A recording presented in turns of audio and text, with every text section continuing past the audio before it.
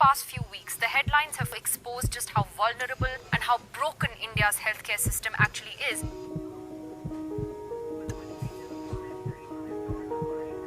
The treatment in private hospitals is going to be very expensive and out of bounds for the common man.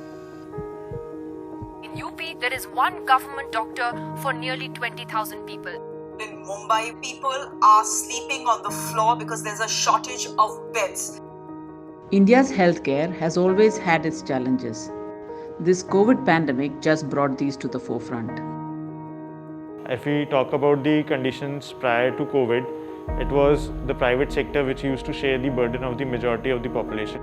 However, despite all the inadequacies, during this COVID pandemic, it is public healthcare only which has risen to the occasion. Slowly, when the government sector started filling up and they realized that this can't be done on their own, that's when they asked the private sector to join. But when they asked the private sector to join, most of them didn't want to.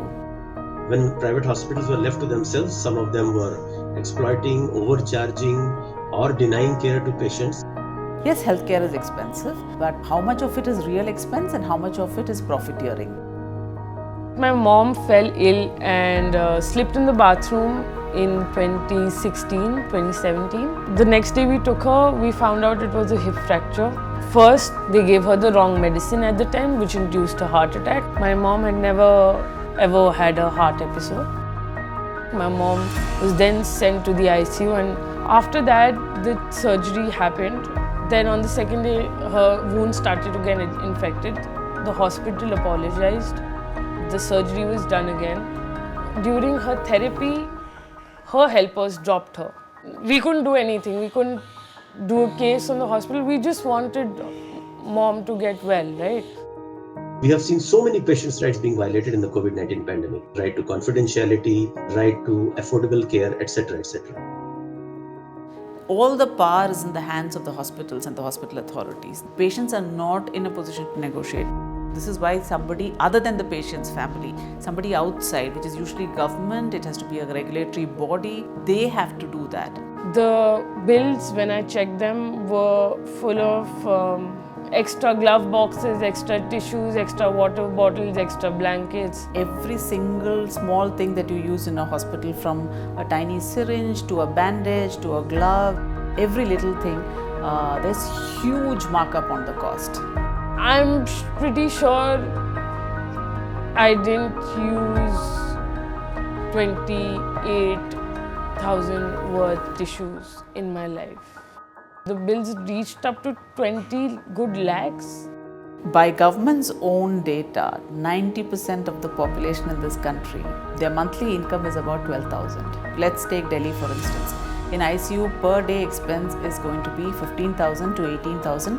This is government regulated rates, which the private sector is saying is too low. How does somebody who earns 12,000 afford to pay 18,000 per day for treatment? This is why government needs to be investing more in public health infrastructure and good quality public health infrastructure so that people can move slowly from such huge dependence on private sector to a trustworthy quality public infrastructure.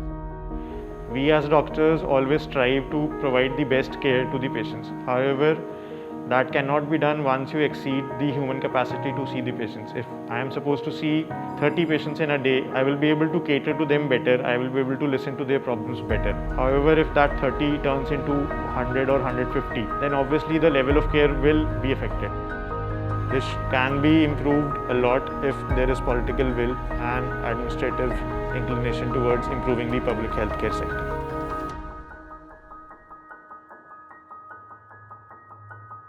While we're talking about increased resources for the public health system, we can't forget the fact that millions of people, they will be dependent on the private healthcare system, and we need to make sure that it is regulated.